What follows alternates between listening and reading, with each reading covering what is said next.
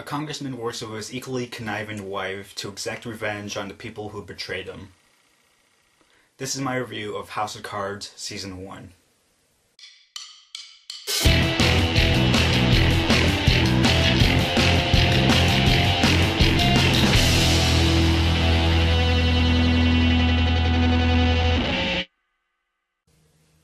There were only a few things I knew about House of Cards before I started watching it, and one of those things was that it was based off a 90s BBC TV series of the same name, and that the writers, the people that wrote the story for the American version, went to either HBO or Showtime first to sell it to them, and I can't remember what happened. I don't really remember what happened between the negotiations and everything, but they didn't strike any deal.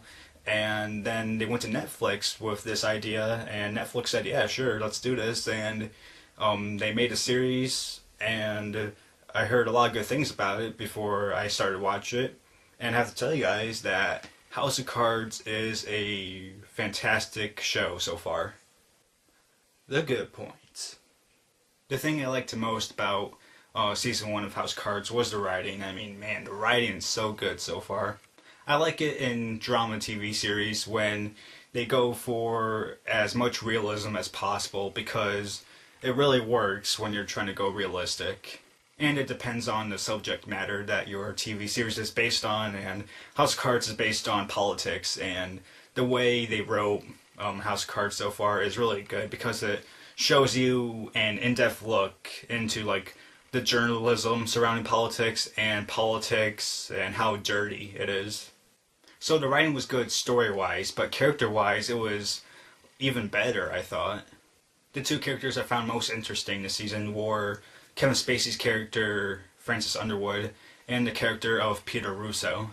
So Kevin Spacey's character is the character that's trying to exact revenge on the people that betrayed him, which include the president and some of his members that were involved with a decision they made to make sure that Kevin Spacey's character didn't become Secretary of State, I believe. And I liked the character of Francis Underwood because he did a lot of breaking the fourth wall moments, and they were both funny and really good.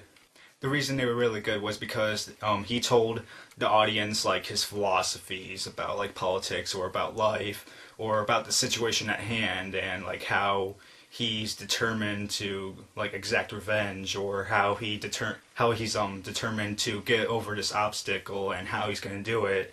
And he brings more in-depth knowledge about politics and the story. And the reason they're funny sometimes is because sometimes Francis Underwood likes to make some quick, quirky comments about some other stuff on the side, and it's really? You have to say something like that all of a sudden? And it's you can't help but laugh. And sometimes he just makes a quick nod or a quick glance at the camera, at the audience, and it's that's funny. As for the character of Peter Russo, I thought that the writers did a great job with him because they made me feel bad for him at first. Then they made me feel really great for him, and then they made me feel really angry at him for what he was doing and the actions that he was taking at the time. And for the writers to make me go through all those levels of emotions with Peter made me feel like the writers did a great job with this character.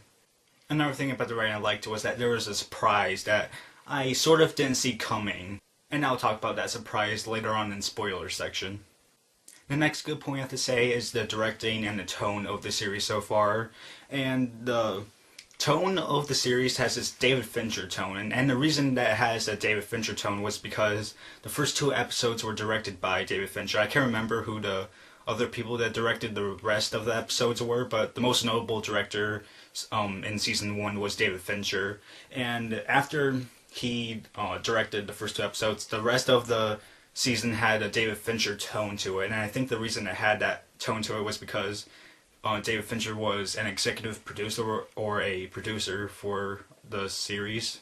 And I like David Fincher's tone because his tone and direction makes his films more serious and realistic. For the most part, the pacing of the series is good because I mean, the parts that were really important, like you could tell that it was important because of the way it was paced, and even the slow parts you felt were important, like because I was like involved with like the exchanges that the characters were having, or with like the subject that was at hand. The last good thing I have to say about House of Cards Season 1 is that the season finale was a really good way to end the first season because you felt like you wanted more of House of Cards. Not more as if you were disappointed by the ending, but more as in like you were craving for more greatness. And you want to know like where the rest of the like story is going to be heading next season. The bad points. Unfortunately, there's only one bad point about the first season of House of Cards, and that bad point is that there's a little bit too much.